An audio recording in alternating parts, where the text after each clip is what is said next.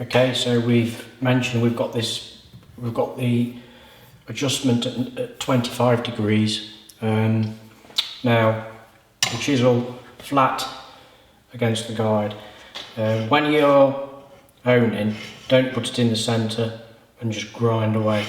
You want to go left to right and exit the wheel before the whole blade comes out, because you could dig in on either side. So you want to bring it in, grind, bring it out before it gets to the end, and bring it back in, glide across, come out. So let's start.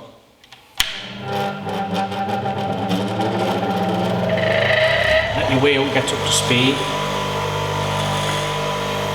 Keep your water ready, flat, enter the wheel, exit, enter.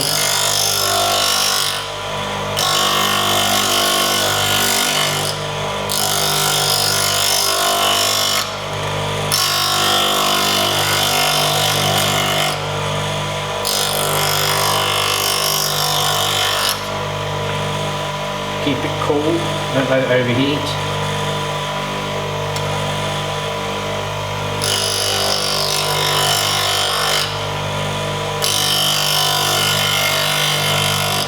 Now, you're not going to be able to see this on camera too much, but we want to get the end of the chisel and we need it to be square. We need to keep this square. So if you get your square and offer it up to it,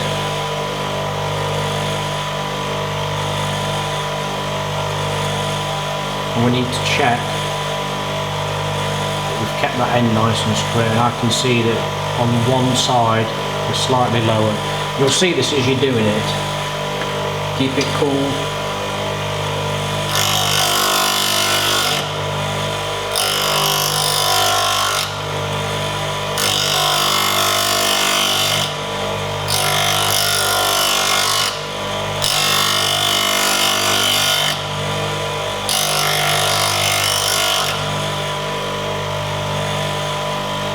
Okay, I'm just going to finish this off, but you get the idea of grinding the back. I'll see you in a second, and we'll move on to the stones. So I'll see you in a while. Okay, as we can see, we've got a nice bevel, 25 degree bevel on the back of the chisel all the way along, and it's perfectly straight to the back. Take your time doing that, it's important. Don't get any burnout on the end of the chisel, or otherwise you'll have to grind it all out. Worst case scenario, grind it out. Okay, so let's move on.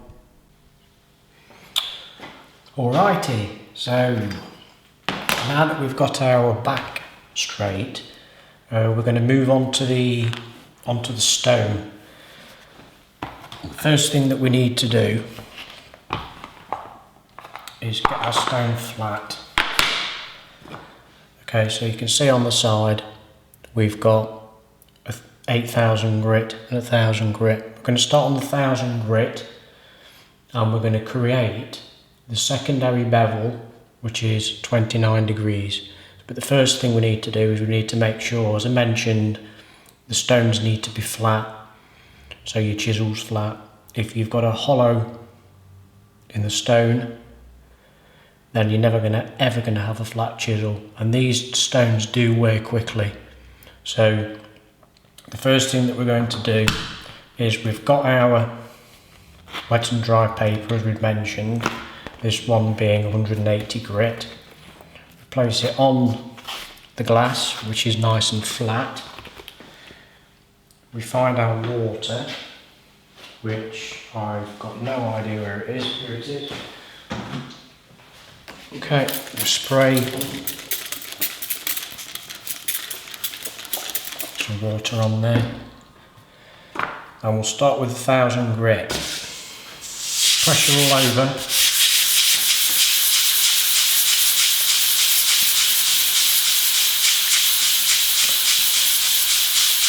And the trick to getting them flat is get a pencil and draw on the back some lines across and some lines down. Place it back on the stone. When they disappear, you're flat.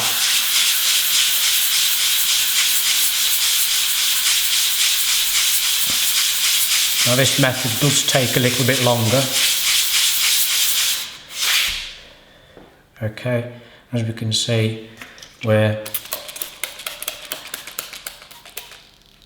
nice and flat, all the lines have gone. No, they haven't. I can actually still see a few of them very faintly, and they need to go.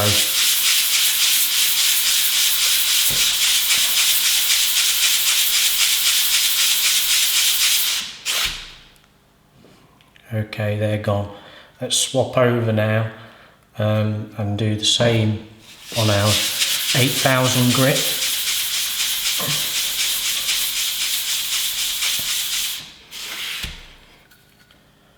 Put some lines on the back.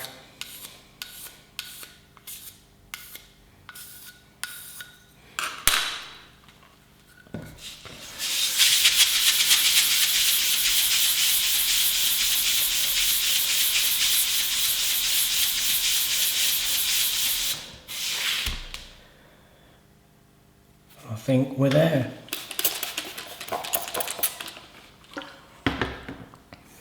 Okay, so they're both nice and flat now. So the next stage, just move that over there a little bit, is the stone. We're going to start on our 1000 grit.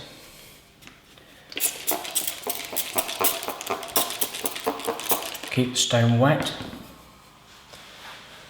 and the chisel, what we're going to do is we're going to flatten the back. As we mentioned, it's very important that it's flat, so we're going to start with that on the 1000 grit.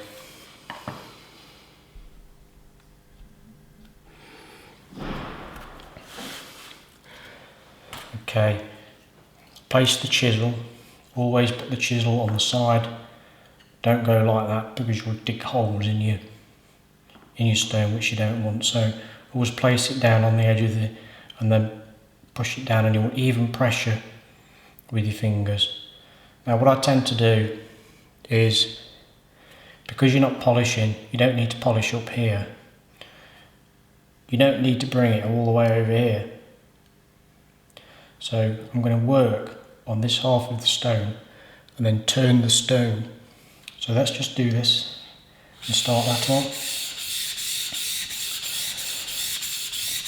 Now this stone and this chisel may take a while to flatten. I'm not sure how long.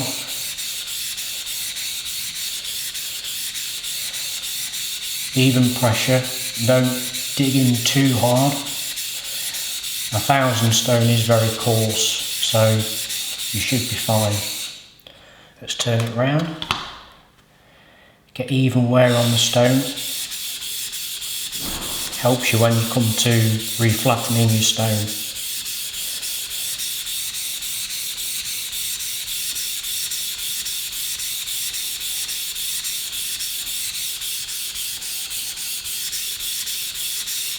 Okay, let's have a look at that.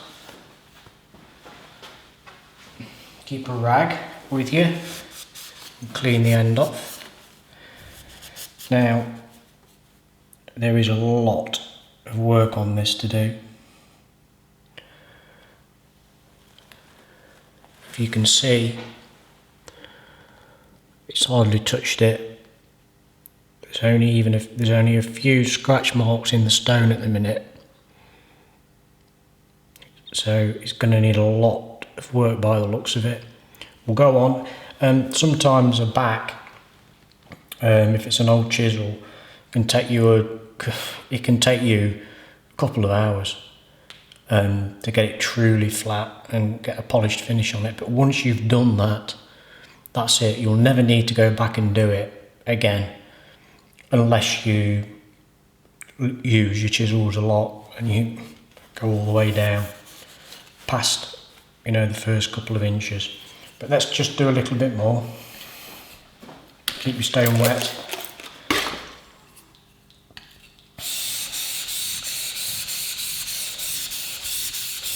Even strokes. Use the whole of the stone. You want even wear over the whole of the stone. Turn it around. The same again. And what I'm actually doing is I'm bringing the blade out almost to the corner of the stone, but not too far that it starts to rock. And I'm bringing it back in to the middle. And I'm not going too far out, just so you've got even wear. And speed up a little bit.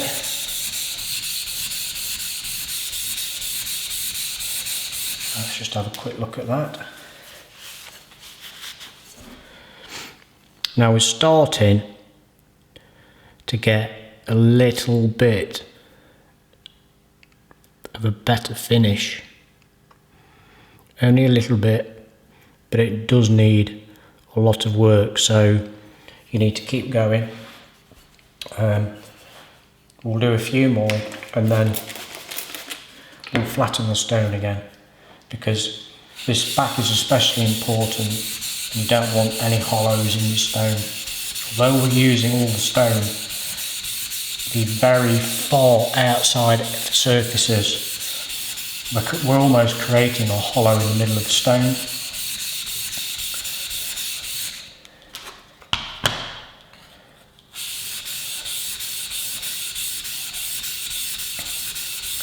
So we need to keep going like this.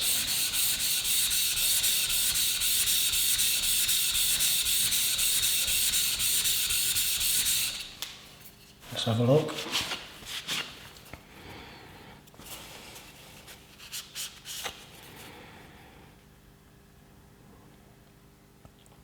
We're still not there, but we're improving. If you do get a chisel that you don't want to spend hours and hours and hours on it, getting the back dead flat, at least get the first inch flat, because that's the bit that you're going to be using. So I can see on the edges here and here, but down to the tip we're not actually that far off getting it half decent. So what we're going to do is flatten the stone again. So we're going to go back onto our stone, even pressure.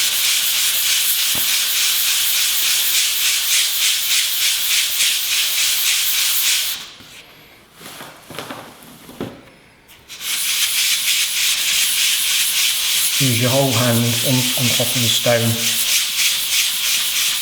up and down, circular motions. Okay, now turn it over. Pencil marks. It's important to put pencil marks on, because then you know that you've got even wear over the whole of the surface. It really helps. And the more often you flatten the backs, the less work you'll have to do. See, now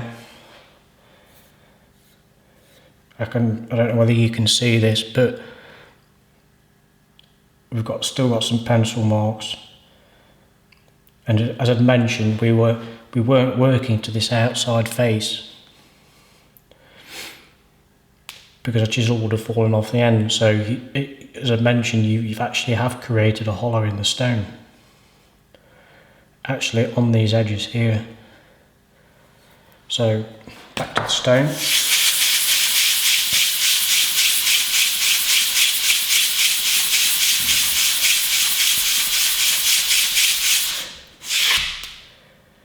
Okay, a little bit on one side.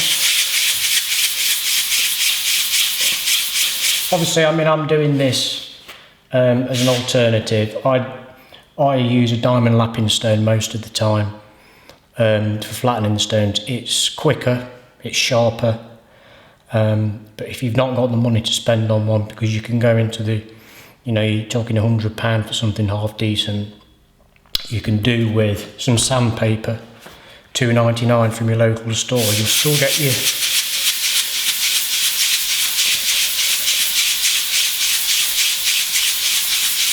just takes a little bit longer. If you've got a real big amount of chisels to do, it's worth buying one. Okay, so we're flat again. So we're back onto our stone.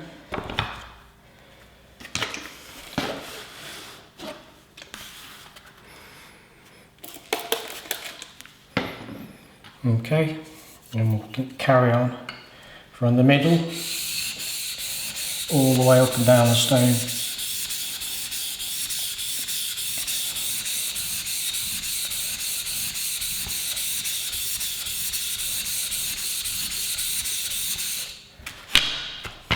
Turn it round. Make sure you're applying enough pressure to keep this back of this blade flat on your stone. Remember, we need it to be very flat. You'll never have a sharp chisel if you don't get the back flat. Mention it takes some time, but once it's done, you won't need to do it again. Okay, let's have a look at that.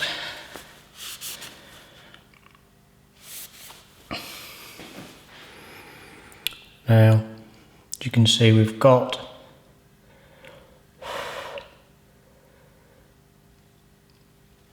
the whole of the end inch at least is flat, and I think that's half decent. Obviously your microscopic scope comes in handy. I don't think you're going to be able to see this. Probably not. But get one, because they're invaluable. You can see all your scratch marks, and you'll know through your scratch marks whether that point at the end has got grind marks all the way to the tip, and this has. I'm not too bothered about the sides a bit further back, it doesn't matter. So I'm happy with that. So now we need to go to our 8000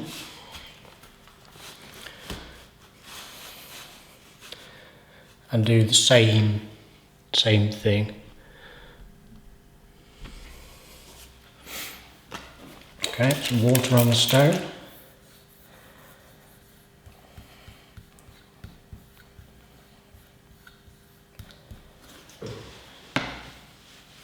And what I'm going to use is the Ligura, the prep for the stone. As I mentioned earlier, this creates a slurry over the stone and also keeps it flatter. And I like to keep this stone flatter, so it doesn't need much.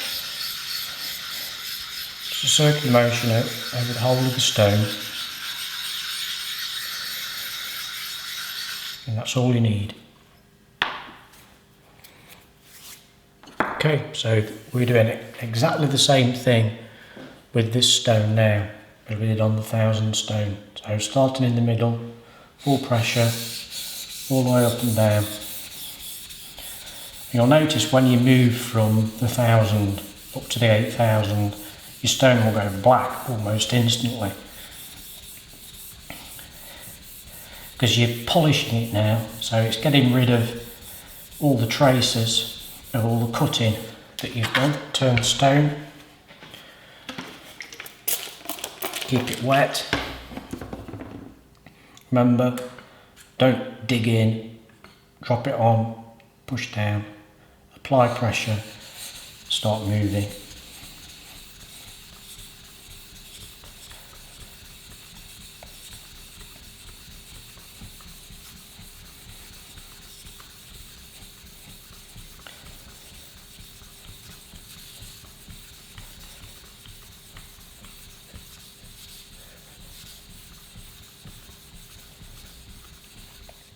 Okay, let's have a look at that.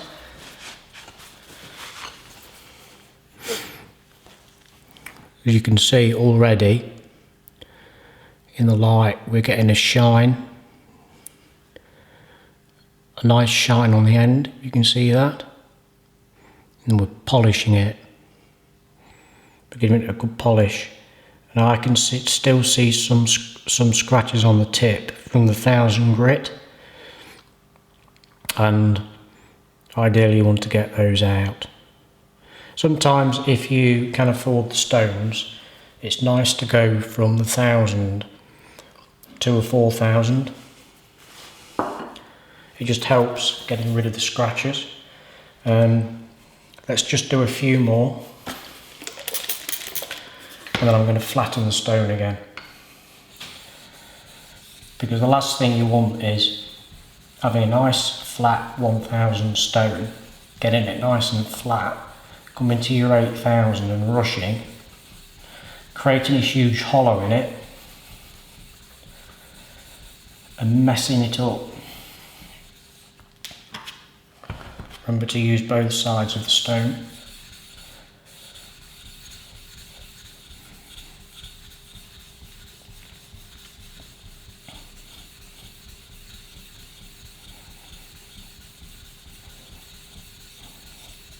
And this hasn't been too bad. To say that this is an old chisel,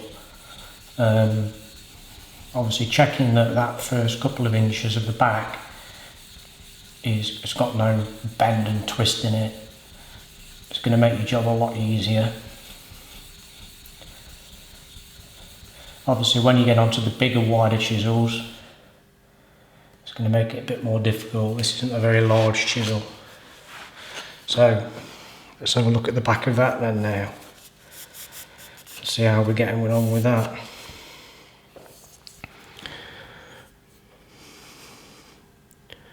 You can see the end of that chisel is getting flat, and it's getting a nice finish to it. It is difficult to see these things on the camera, but what you want to do is create a nice mirror finish on the end of the chisel, and I can still see a lot of 1000 scratches from the 1000 stone in it.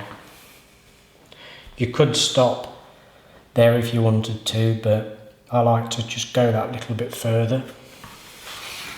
So I'm going to flatten the stone off again.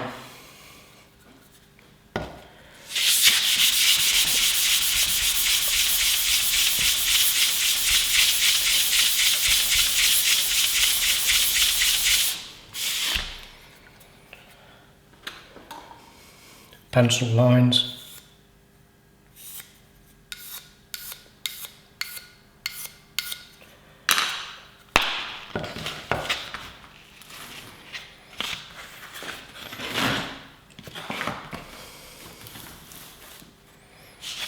Okay, even pressure.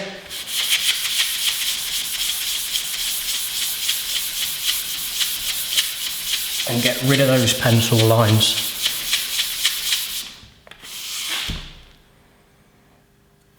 Good, it's not taken very long at all. Yeah, the more you keep flattening your stone, don't take the risk of, oh, well, it's okay.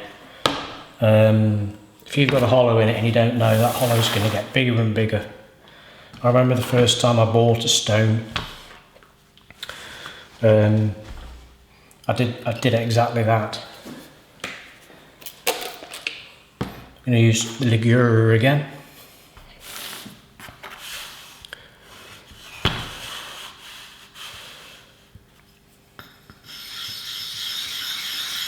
if you ever buy one of these, you'll actually, as you go over the surface, there you can actually feel where there's been a little bit of unevenness in the stone. This makes it dead flat and obviously creates that slurry for you for a better sharpen. Okay.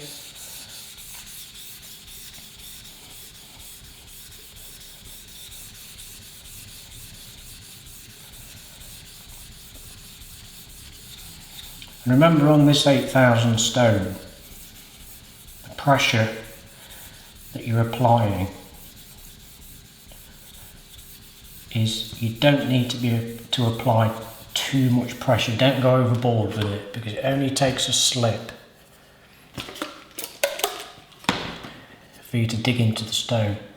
And if you do that, you're going to have to spend a long time getting rid of those scratches. And if you get something deep, you're going to lose a lot of your stone. So take care of your stones, because they should be at the end of your workbench,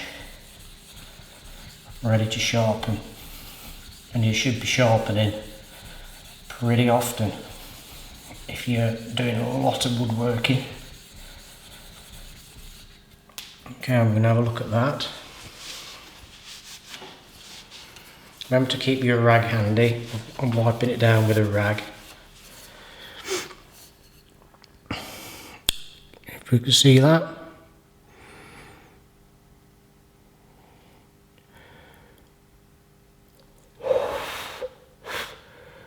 Now the end of that stone, the end of the chisel is now perfectly flat. We've got a beautiful mirror finish on it, and we need to go no further with that. That's great. Okay, so our next stage is to put the other bevels on.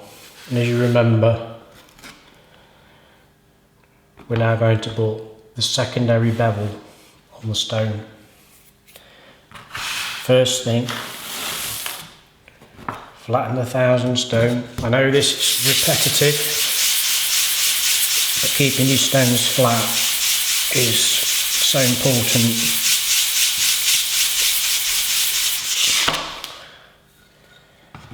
Okay.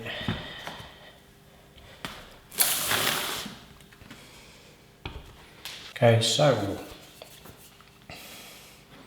what I'm going to use is the angle gauge. A lot of people like to do it freehand. Over time and with experience you can do that, but I like to use it, and I like to use this one that's only got the one wheel in the middle as opposed to the two wheels, because it's the single wheel you can pivot, which is great for plane irons. So I like to use this. Now you need to set your angle with the gauge. If you've got a gauge, you'll know how to do this. I'm not going to go into depth about setting the angles. It's obvious. You need an angle gauge or a piece of cardboard with transferred angles on. You set your angle up like that. Put your chisel in to get the angle that you need to.